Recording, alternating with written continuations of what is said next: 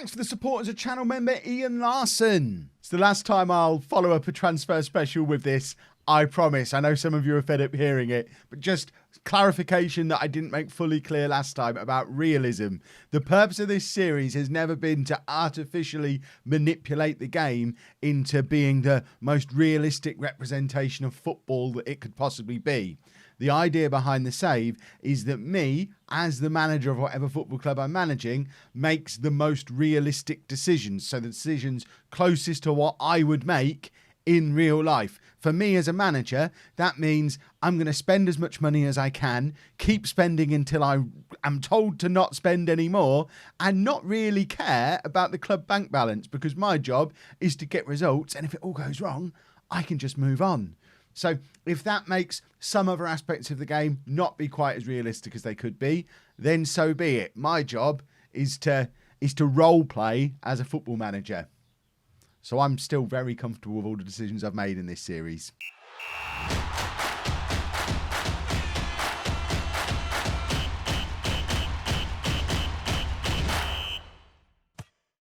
Hello, welcome to Club 5, Part 12 of Non-League to Legend. I'm Kevin. Coming up on today's episode, we have the first two games of the new Bundesliga season. We're away against Cologne, but then the big one, immediately, they're just throwing us straight into a game at home against last season's champions and our biggest rivals, Borussia Dortmund. So we're going to know by the end of this episode whether or not we're going to win the league this year, effectively, because as we learnt last year, Dortmund are the only team who can come close, and they don't drop a lot of points. So if they're not dropping points against us, we ain't winning the league. So we've got to win both of these games. There's no making excuses. Oh, a draw is okay. We must win both matches in this episode. We've just beaten Dortmund 4-0 yesterday in the Super Cup. So we know we've got it in us. That's twice in our last three meetings we've beaten them 4-0. So we beat them 4-0 to knock them out of the German Cup last year as well. The only problem is the two league meetings we had last year were both draws. And if we'd have won just one of those, we'd have won the league. So we must beat them in the home game today. This is the team we're putting out there for the Cologne game. I'm pretty sure this is just my first choice team. It will vary slightly with some of the new boys coming in to rotate as the season goes on, but I'm pretty sure that if they're all fit and everybody's match fit, fully rested, top condition, this is my 11. We've got Ferron in goal, a back four of Kryju, Tigges, Banfalvi and Dombrowski, Vermonti at the base of the midfield, Andre and Lust ahead of him, Van der Hoek and Gashi supporting Thorgerson up front. The Dortmund contingent who came in the summer, O'Hara, still not ready to even sit on the bench, so he misses out. Michels is going to start from the bench, as is Bartolek, and they'll come on if the opportunity presents itself. But they're not coming in to be guaranteed starters, because I think Van der Hoek and Thorgerson and Gashi are better than Michels and O'Hara are. I think. I could be proved wrong. They could prove me wrong as the season goes on. But I think our front three last year was a lot better than their front three of Michels, O'Hara and Heleno, all of which have been Bayern players in their own right at some point in the last year. We're the favourites. Go out there, give a performance to cheer for. Exactly that. We've just scored 7 goals in the first round of the German Cup, so we know we're in good form. We've just smashed Dortmund in the Super Cup as well. We beat Manchester United in one of the pre-season friendlies. We are a good team in good form. It's effectively last year's team that's just had a few extra squad players added to it, but we shouldn't need time to settle down, because this 11 is an 11 that played together last year. I think 10 of those 11 played in the Champions League final. It was just Haman in for Tigges, which, looking back, I wonder how different things might have been if I hadn't have been on my Haman rush at that point, and I'd have kept the faith with Tigges. I'm not really sure why I dropped him towards the end of the season. I'm sure past Kev had his reasons. Worryingly, there's been no highlights at all in that first half. After saying we must win this game, we don't seem to be winning it. So now it's time to dig in. We have had 64% of the possession. We've dominated the match, but we've not actually carved out a good chance yet. So this is where your likes of Miguel's down there on the bench, he's going to be coming on at some point, because he was the top scorer in the Bundesliga last year. And if we aren't scoring goals or even creating chances, he's the kind of man that we need to have down on the bench to come on and change the game. That's why we've signed him. I'd love to be able to bring O'Hara on for Gashi, but unfortunately not able to do that. We could Can Miguel's play that side? He can, but I don't really want him to. I want to bring him on for Van der Hoek and stick him over there where he can be the inside forward, which is what we've brought him in to do, be an inside forward on that side. And I think I'll bring Carlos on for Gashi, and he can be an inside forward on this side, and we'll get the two of them up there supporting Thorgerson a little bit more. We're going to ask for some creativity, a nice little 10 minutes of creativity. 2 goal scorers entering the fray. Should lead to a goal, you would think, but what do I know? I'm just the handsome manager. Ball forward, Tiggy's heads clear to Vermonti, who plays it back to Banfalvi. We're getting a highlight, I think, which is more than we've had in the whole of the game so far. Lust looking for options ahead of him. Lovely pass out, looking for Miguel's, who doesn't control it very well at all. And now Cologne have got a chance for a counter-attack, but Kraju wins the ball back. Tiggy's plays it into Miguel's again, who's in behind, squares it to Thorgerson. Thorgerson's in, and Thorgerson scores.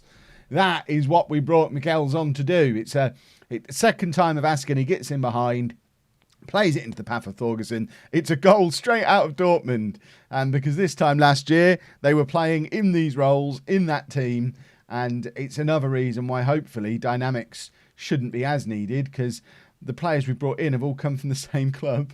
And they've got a couple of players already here in Thorgerson and Andre, who they're used to playing with as well. So we've kind of just merged the best parts of Bayern and Dortmund into a super team.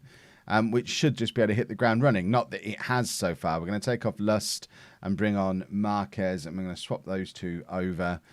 And hopefully, we've made a little bit of hard work of this, but hopefully we're not going to now concede a goal, and we can chalk up a victory on the first day of the season. Because like I said before, Dortmund don't drop a lot of points. They've already won their first game. Yikes.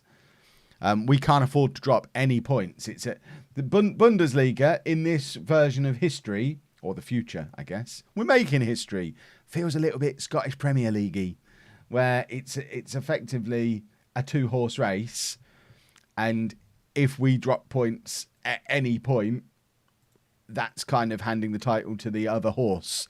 But thankfully, we have managed to grind out a 1-0 win that was much harder than it should have been, much harder than it needed to be. Rexepi was in their team. Didn't even notice him. But now it is the big one. And if we can beat Dortmund, then we'll feel fairly comfortable going into the rest of the start of the season. Now, there were a few comments yesterday about people saying how I talked about weakening Dortmund, but I'd given them £300 million. Well, they haven't spent it. So I definitely did weaken Dortmund. Took 2 of their star players away. Their 2 best players from last year, plus a promising youngster. Their best player now is Heleno. And he wasn't good enough to sit on our bench a year ago and only scored 9 goals last year. Now, he is in the goals at the moment, as we know. He scored twice on the last day of the season to ruin our day, and he's already scored for them this season as well. So maybe he is starting to become a decent striker. But if he's their best player, I've got to believe we've got 10 players better than him at least. We should be able to do this comfortably. For anyone wondering what job I might be doing next on this managerial journey after leaving Bayern at the end of this season, because I've got to, because I've ruined them, it's just about confirmed that I'm going to be going to Barcelona now, because poor old Alex Catamol, who's still inexplicably only 24 years old, has now gone to Barcelona.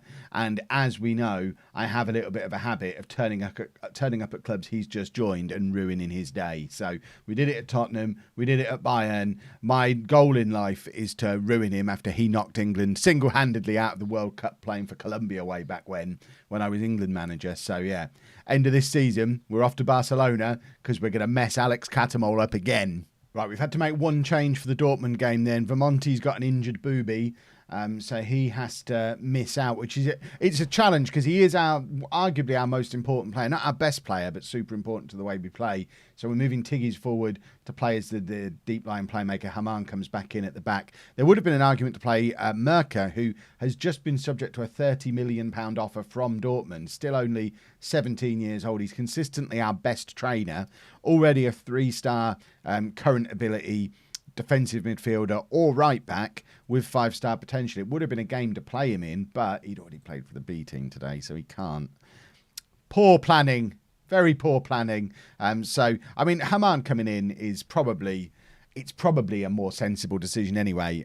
He's played in a Champions League final. He's a World Cup winner, unlike Merker, who's 17 years old and has never played a game for us, probably shouldn't be making his debut against Dortmund. But like I say, they've just made a £30 million offer for him, so it would have been nice to play him against them and have him beat them.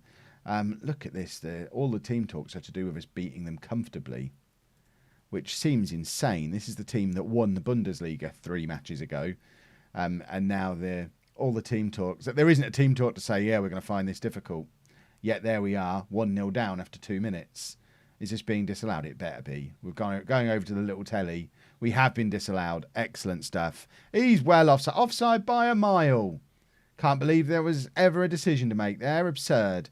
Right, Dombrowski with the throw. Let's get things moving up the other end now, where they're supposed to be. Tigges to Gashi, who plays it over the top, looking for Van der Hoek, who does brilliantly to keep hold of the ball. Finds Thorgerson, who hits the post. It was almost a carbon copy of the goal from the last game, except it's Van der Hoek rather than Miguel's who's in there. But Thorgerson this time not quite able to apply the finish, and hopefully doesn't come back to bite us. Still only 5 minutes on the clock, but there's been good opportunities for both teams to go ahead in this game. It's looking like the kind of game that would be fun to watch on the telly. I think people would have a good time watching this one.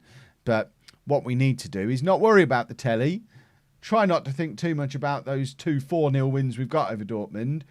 And remember those 2 draws that cost us so dearly last season. And it looks like Dortmund are just digging in to do it again. They've not had a shot yet.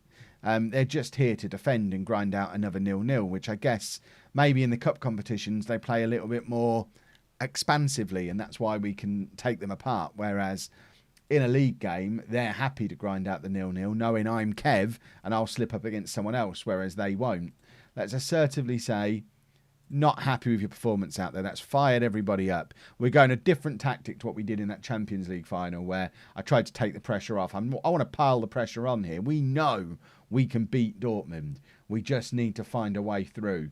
And it might involve bringing on some of their former players. We've got O'Hara and Miguel's both down on the bench. Expect to see them both in this second half if we haven't made a breakthrough. Van der Hoek looking to make that breakthrough, but misses out on the ball. And now Dortmund have a counter-attack of their own in place. It's Heleno who'd kind of drifted past Haman, who was... It was poor defending from Haman. I wonder if I should be swapping him and Tigges over, because they're both equally comfortable playing as a defensive midfielder.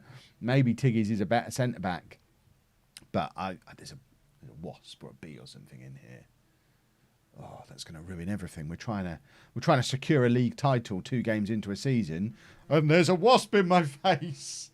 Ah, why is that here? Why did it get in my face? Why is it quiet? Right. Please nobody screenshot me pulling a face with a wasp there. I might have to edit that out of the video because you'll all pick on me. Right, we're going to bring both of the Dortmund boys on. So O'Hara and Miguel's are going to come on to play in these wide areas and try and get the breakthrough. See what they're made of. How demotivating must that be for Dortmund, who've defended so well for 20 minutes, to see their 2 best attacking players from last season now come off the bench with 20 minutes to go, fully fresh, with intentions to ruin their afternoon. That's what it's all about. That's what we want to be doing. It is an entire Dortmund front 3 playing up front for us, with Thorgerson in there as well. And I guess this is where we find out how good they are. Watch Heleno go and score, and I'm just going to vomit all over that wasp. I'll be disgusted in it, because I genuinely believe if we don't win here, it's going to be really hard to win the league, because we know Dortmund don't lose matches. They don't drop points. They just grind out victories. They're like a machine. O'Hara, our first time seeing him in a Bayern shirt, plays it forward to Thorgerson, who's got Miguel's in the middle if he can get the crossover. Instead, cuts it back to O'Hara, who finds Miguel's. It falls to Andre, the 4th Dortmund man getting in there. Cross to Thorgerson, and there's the goal. 4 former Dortmund players combine. And that's what happens when you pay your opposition nearly £500 million. The players that you get in return come back to bite them.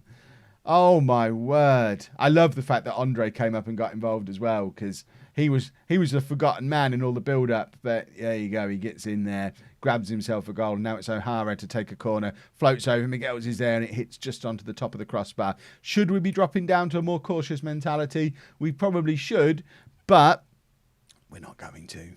We are not going to. That's not how we roll around here. Thumb's going to come on for Kryju for the last 10 minutes. As tempted as I was to bring on Bartelek and just really flood the pitch with former Dortmund players, Kryju is the one who is showing the poor average rating, and let's shore up the defence a little bit. Dombrowski plays it across to Banfalvi, back to Dombrowski again. Ferron, I don't like the fact that the ball is in our half, even though we've got it. Out to Thumb, who's got space to run into and options ahead of him. Is he going to skip past his man here? He's not going to skip past him. He's going to charge past him. Miguel's plays it into Andre, who's involved in the attack again. Cross to O'Hara, and there's his first goal for Bayern on his debut, and he gave it the ears. That's got to be a fine from the league, surely. At least he did it at our end. But imagine, 21-year-old lad, just signed for us on a huge deal from the team he's playing against, makes his debut, scores, and then look, he's up here, he's giving it all that. What a rascal. I love him already. Bayern 2, Dortmund 0, and there you go. We've won the league. I know there's another 30-odd games to play, but that result is massive. That's what we couldn't do last year. We've done it this year. We're going to win the league. We're going to win the league. There might be there's a few more games to play yet, and we'll show you some of them tomorrow, along with a Champions League group game. The groups haven't been drawn yet, so I don't know which one, but it will be one of those first three probably.